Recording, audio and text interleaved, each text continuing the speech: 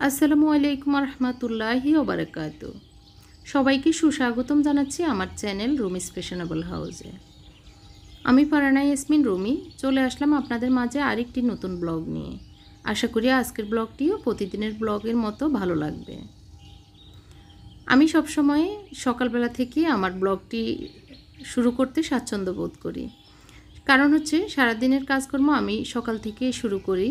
তো সেই কারণে আমার সকালটাই কাজ বেশি থাকে, সেটাই আপনাদের সাথে বেশিরভাগ আমি শেয়ার করার চেষ্টা করি। আজকে আমার বেডশিটটা চেঞ্জ করে নিয়েছি, তো সেটা শেষ করে আমি একটা জিনিস অর্গানাইজ করব, সেটাও আপনাদেরকে সাথে নিয়ে আমার এই কাজটিও করব। তো দেখুন ফুল ভিডিওটি।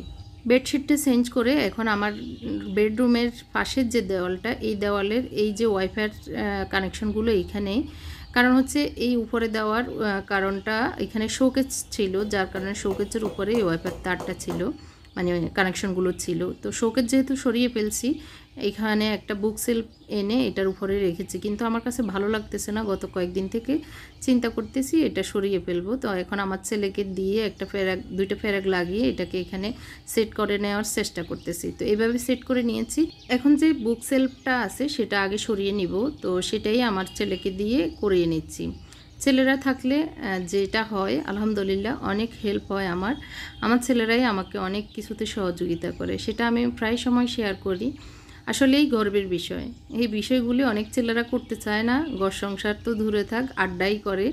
তো সবার ছেলে না, ঠিক না, মানে কিছু কিছু ছেলেদের কথা বলবো আর কি, মা বাবার কথাই শুনতে চায় না। তো তার চেয়ে আমার ছেলেরা আলহামদুলিল্লাহ ঘরোয়াই সব কিছু করার চেষ্টা করে, মাকে বাবাকে হেল্প করার। এই টেবিলটা এখানে এতদিন অর্গানাইজ ছিল, তো এটার উপরে আমি যত হ্যান্ডক্রাফটের জিনিসগুলো আমি করি সেটাই রেখে দিই, যার কারণে খুবই এলোমেলো হয়ে আছে, মেসি হয়ে আছে।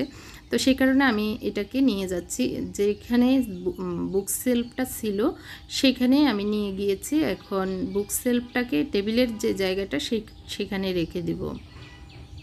এই যে জায়গাটাতে এখন আমি এই সেলফটা রেখে দিচ্ছি। তো ওকে দিয়ে একটু আমিও হেল্প করে নিয়ে এসেছি। এখন আমি এখানে কিছু জিনিস অ্যাড করছি, কিছু জিনিস সরিয়ে নিচ্ছি। এই জায়গাটা হচ্ছে আমাদের ড্রয়িং রুম এবং ডাইনিং রুমের মানে চলাচলের জায়গাটা আর কি, ডান দিক বাম দিক এরকম। তো কিছু জিনিস আমি রেখেছি, আর বাকি এই জায়গাটা একটু খালি খালি লাগতেছে। আমার কাছে একটা ওয়ালমেট আছে, আমি সেটা এখন লাগাবো। তো তারাক দিয়ে ফেরাক দিতে হবে, ছোট্ট ছোট্ট তারের ফেরাক যেগুলি, এগুলি 1 পিস 1 টাকা বা 2 টাকা করে আর কি হার্ডওয়্যারের দোকানে পাওয়া যায়। তো এগুলি এমনিতেই গেঁথে যায় কোনো ড্রিল করা ছাড়াই, আর দেওয়ালেরও কোনো ক্ষতি হয় না, এগুলো আবার টেনে উঠানো যায়। তো আমার যেটুকু ভার এই ওয়াল ম্যাটের সেটুকু এটাতে ধরবে, অসুবিধা হবে না, পড়বে না। তো আমি একটু মুছে পরিষ্কার করে জিনিসগুলো রাখতেছি আর কি।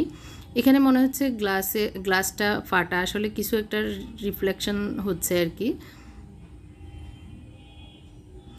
এখন এই সুইচগুলি বেশি ইউজ হয়, সে কারণে এই সুইচগুলি একদম নোংরা হয়ে যায় কিছুদিন পর পরই। তো সুইচগুলি আমি ক্লিন করে নিচ্ছি। অবশ্যই কিছুদিন পর পর এই সুইচ বোর্ডগুলো ক্লিন করে রাখা উচিত, কারণ এগুলি অনেক নোংরা হয়ে যায় অনেক বাসায় আমি দেখি। তো সবাই যারা পরিষ্কার পরিচ্ছন্ন তা তো করেনি, কিন্তু যাদের এগুলিতে একটু অমনোযোগী প্লিজ করে নেবেন, আপনার ঘরটা অনেক ক্লিন লাগবে এবং দেখতেও সুন্দর লাগবে।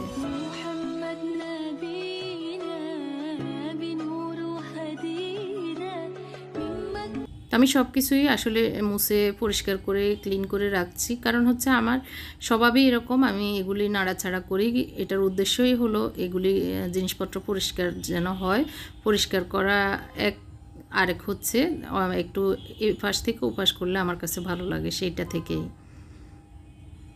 উপরের যে পুরো ঘরের লাইন আছে, মানে ওয়্যার বক্স যেটা নাকি কী যেন বলে আছে, যাই হোক ওইটাকে মুছে নিয়েছি। এখানে একটা গ্লাস ছাড়া ওয়ালমেট ছিল, সেটা আমি এই দেওয়ালটা খালি মনে হচ্ছে এটার পেছনে, মানে আমাদের জায়নামাজগুলোই পেছনে দিয়ে দিয়েছি। এটা পড়লেও কোনো সমস্যা নেই, কারণ এটাতে ভাঙার কিছুই নেই। তো এই ছোট্ট টুলটা আমাদের মেন ডোরের পেছনে, তো আমি এটাকে নিয়ে আসতেছি, কারণ যে বুক সেলফটা আমি দিয়েছি সেটার ডান দিকে একটু খালি খালি মনে হচ্ছে। তো এই কারণে এখানে আমি এটা দিয়ে দিচ্ছি, আর একটা প্ল্যান দিয়ে দিব। এটা একটা অ্যালোভেরা গাছ, এটা অনেক দিন থেকে বাসায় আছে, কিছুই হচ্ছে না আর বেশি গ্রো করতে চাচ্ছি না, কারণ অ্যালোভেরা গাছ আমার কাছে অনেকগুলো আছে। তো এই সাইডটা আমি কিছুদিন আগে গুছিয়ে নিয়েছি, এই সাইডে যে গাছটা ছিল সেটা সরিয়ে নিয়েছি, আর এই সাইড থেকে যে গাছটা সেটা আমি এখন এই টুলটার উপরে দিব। তার আগ দিয়ে আমি এরকম একটা এগুলি ওগলা টাইপের মানে বেতের টাইপের হবে আর কি, এরকম ঝুড়ি ছিল আমার কাছে, সেটার নিচে দিয়ে তারপর গাছটা দিয়ে দিচ্ছি। এই গাছটা অনেক চড়ানো, অনেক সুন্দর, তো এই কারণে এখানে দেখতে ভালো লাগবে সেটা থেকেই এই জায়গাটাতে দিয়ে দিয়েছি। এখন ফাইনাল লুকটা আমি দেখিয়ে দিচ্ছি কেমন হয়েছে। এই জায়গাটা একদম খালি ছিল, তো একটু দেখছি হয়তো এগুলো কয়েকদিন পরে আবার ওলট পালট করবো, এটাই আমি করি। মোটামুটি আমার কাছে এই দেওয়ালটা এখন খালির চেয়ে ভালো লাগতেছে। হয়তো অনেকের কাছে অনেক হিজিবিজি মনে হতে পারে, কিন্তু হিজিবিজি কিছুদিন থাকলে আবার কিছুদিন পরে আবার এগুলি সরিয়ে ফেলবো। এই বাম সাইডের এটা তো আমি গত কয়েকদিন আগে এভাবে করেছি, তো এখন ডান দিকটাও গুছিয়ে নিয়েছি। আমার কাছে ভালো লাগতেছে, কিছুদিন পরে হয়তো পাল্টাবো, না হয় ভালো লাগলে আরও কিছুদিন থাকবে। আর এই ওয়ালটা, এই সাইডটা আমি কিভাবে গুছাবো সামনের ভিডিওতে দেখাবো, সে পর্যন্ত আমার চ্যানেলে চোখ রাখবেন। চলে এসেছি রান্নাঘরে, কিছুক্ষণ আরও গোসল করে রেস্ট নিয়ে। আজকে বেশি কিছু রান্না করব না, একদম সিম্পল ঝটপট খিচুড়ি আর বেগুন ভাজা। বেগুনের দো পেঁয়াজটা আমি একটু স্পেশাল করব, তো সেটা দেখার অনুরোধ জানাচ্ছি। যারা এরকম করতে খেতে পছন্দ করেন তাদের জন্য হয়তো সুবিধা হবে। তো তার আগে অনেকগুলো দোয়া পাতলা করে রেখেছিলাম, সেগুলি এখন গুছিয়ে নিচ্ছি, কারণ এগুলো গুছাতেও কিন্তু সময় লাগে এবং এগুলি গুছাতেও কিন্তু ধৈর্যের ব্যাপার। তো যেটা যেই জায়গায় সেই জায়গায় না রেখে দিলে এলোমেলো হয়ে যায়, সেই কারণে জায়গা মতো রেখে দেওয়া, যেটা যে জায়গার ওই জায়গায় ওকে না ফোসালে কিন্তু সব হজবরল লাগবে, সেই কারণে আগে এগুলি গুছিয়ে নিচ্ছি।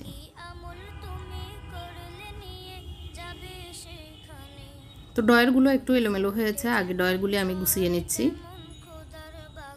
কাজ একটা করতে গেলে আরেকটা হয়ে যায়, আরেকটা করতে গেলে আরেকটা করতে হয়, এটাই আমাদের গৃহিণীদের বাস্তবতা। তো এইগুলি এখন বাটিগুলো বাটির জায়গায় রেখে দিয়েছি, আর কিছু ছোট বড় সেগুলিকে এই পাশ থেকে ওই পাশ করে গুছিয়ে নেওয়ার চেষ্টা করছি।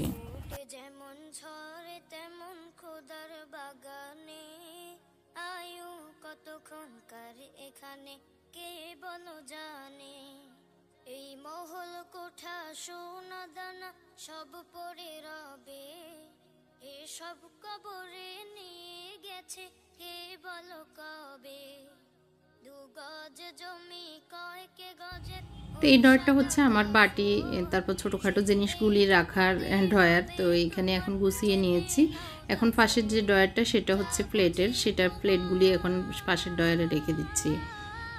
এই তো একটু একটু করে কাজগুলি এগিয়ে নিচ্ছি। হ্যাঁ, একটু পরে রান্না বসাবো, তো রান্নার আগ দিয়ে আগে জায়গাগুলি গুছিয়ে নিলেই সুবিধা হয়, সেই কারণে জায়গাগুলি গুছিয়ে নিচ্ছি। তুমি করলে নিয়ে যাবে সেখানে, কি আমল তুমি করলে নিয়ে যাবে সেখানে, ফুল ফুটে যেমন ঝরে তেমন খোদার বাগানে, আয়ু কতক্ষণ কার এখানে কে বলো জানে, ফুল ফুটে যেমন ঝরে তেমন খোদার বাগানে, আয়ু কতক্ষণ কার।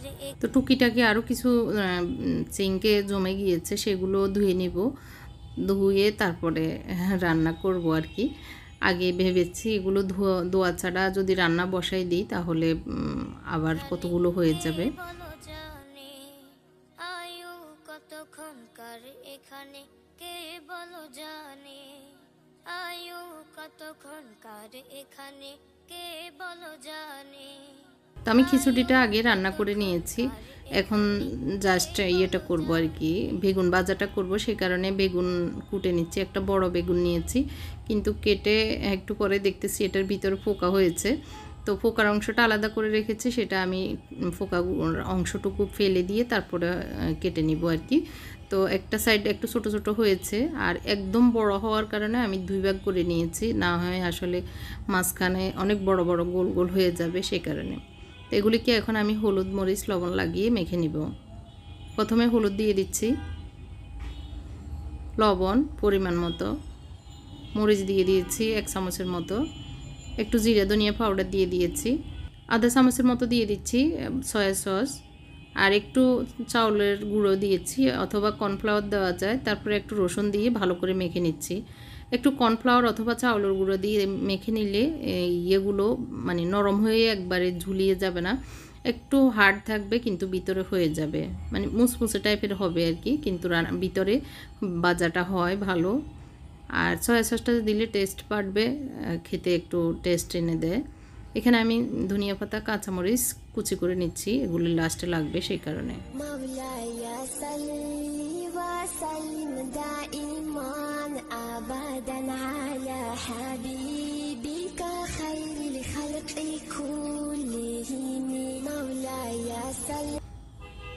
একটা প্যানে আমি সরিষার তেল দিয়ে দিয়েছি, বেগুনে একটু তেল বেশি লাগে, ভালো করে গরম করে নিয়েছি। নিয়ে এখন আমি বেগুনগুলি প্রথমে ভেজে নিচ্ছি। স্টিলের পাতিলগুলোতে একটু তেলটা ভালো করে গরম করে নিয়ে তারপর দিলে ভালো, না হয় নিচে লেগে যায়। আমি প্রথম দিকে ওই রকম করতাম না, পরে আপনাদের মাঝ থেকে ভিউয়ার্স বোনেরা আমাকে পরামর্শ দিয়েছেন, তো এখন আমি এটা জেনে গিয়েছি, এখন আমার জন্য সুবিধা হয়। সেজন্য যারা যারা আমাকে এই পরামর্শটা দিয়েছেন সেজন্য আপনাদের সবাইকে অসংখ্য ধন্যবাদ। আসলে আপনাদের মাঝ থেকে আমি অনেক কিছু শিখতে পারি, অনেক পরামর্শ পাই, সেজন্য আমারও অনেক কিছু জানা হয়ে যায়, মানে নিজের বাস্তব জীবনে সেটা আমল করার বা সেটা বাস্তবায়ন করার চেষ্টা করি। এদিক দিয়ে আমার মোটামুটি সবগুলো হয়ে গিয়েছে, আমি 2বার উল্টিয়ে দিয়েছি। আর একটু সরিষার তেল দিয়ে এখন পেঁয়াজ ভেজে নিব ভালো করে। তো একটু নিচে একটু বেগুন যেগুলি একটু একটু লেগে গিয়েছিল সেগুলো উঠিয়ে নিয়েছি, নিয়ে এখন আমি একটু ঢাকনা দিয়ে কিছুক্ষণ ভেজে নিব। তারপরে এখানে দিয়ে দিচ্ছি রসুন, একটু হলুদ, লবণ পরিমাণ মতো, মরিচ গুঁড়ো পরিমাণ মতো, জিরা গুঁড়ো একটু পরিমাণ মতো, আর দিয়েছি গরম মশলা। একসাথে এগুলো নিয়েছি। পেঁয়াজটা ভালো করে ভাজার পরে আমি এগুলো সব দিয়ে দিচ্ছি। আমি এখানে ধনিয়া গুঁড়া দিই নাই, শুধু জিরা গুঁড়া আর গরম মশলা গুঁড়ো একটু দিয়েছি। যেহেতু একদম শুকিয়ে গেছে এজন্য আমি একটু পানি দিয়ে এই মশলাগুলো কষিয়ে নিচ্ছি। এরকম করে ভুনা করে বেগুন ভাজা করলে অনেক মজা লাগে খিচুড়ির সাথে। তো এখন আমি একটু টমেটো দিয়ে দিচ্ছি, একটা টমেটো বড়ই মোটামুটি। তো টমেটোগুলো আরেকটু নরম হওয়ার জন্য আরও একটু আধা কাপের মতো পানি দিয়ে দিয়েছি। দিয়ে এখন আমি ভালো করে ঢাকনা দিয়ে দিব যতক্ষণ এই টমেটোগুলো সফট না হয়। তো কিছুক্ষণ পরে টমেটো থেকে অনেক পানি বেরিয়ে গিয়েছে, কিন্তু এখনও সফট হয়নি। তো আমি আবারও ঢাকনা দিয়ে দিব এগুলি আরও সফট হওয়ার জন্য, মানে উপর দিয়ে তেল উঠে আসা পর্যন্ত অপেক্ষা করব। তো এই যে মোটামুটি শুকিয়ে গিয়েছে, এখন এই পর্যায়ে আমি বেগুনগুলি পানি দিয়ে দিব, দিয়ে তারপর বেগুনগুলি দিয়ে দিব। আমি একবারে শুকিয়ে নিব না, আবার একবারেও মানে পানি থাকবে এরকম না, মোটামুটি মাখা মাখা হলেই নামিয়ে নিব। তো এই যে বেগুনগুলি দিয়ে দিয়েছি, এখন আরেকটু মনে হচ্ছে পানি লাগবে। তো আমি যে বাটিতে মানে বেগুনগুলি মেখে নিয়েছিলাম সেই বাটি ধুয়ে একটু পানি দিয়ে দিয়েছি। উপর দিয়ে কাঁচামরিচ ধনিয়া পাতা ছিটিয়ে দিয়ে এখন ঢাকনা দিয়ে দিব আরও 2-3 মিনিটের জন্য।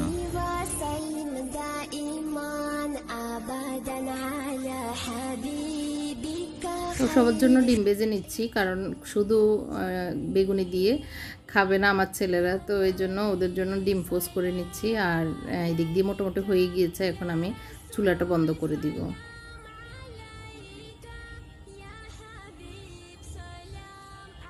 এই দিক থেকে ওই দিক করে নিচ্ছি, কারণ এই চুলায় একদিকে আগুন লাগতেছে আরেক দিকে আগুন কম লাগতেছে, এই জন্য যেন চারিদিক সুন্দর হয়, এই জন্য আমি পাতিলটা ঘুরিয়ে দিচ্ছি। তো এই যে আমি সার্ভিং প্লেটে ঢেলে নিয়েছি বেগুনগুলি। তো মোটামুটি এরকম মাখা মাখা, মানে খুব ভালো একটা স্বাদের, অনেক টেস্টের একটা বেগুন ভাজা, বেগুনের দো পেঁয়াজও বলা যায়।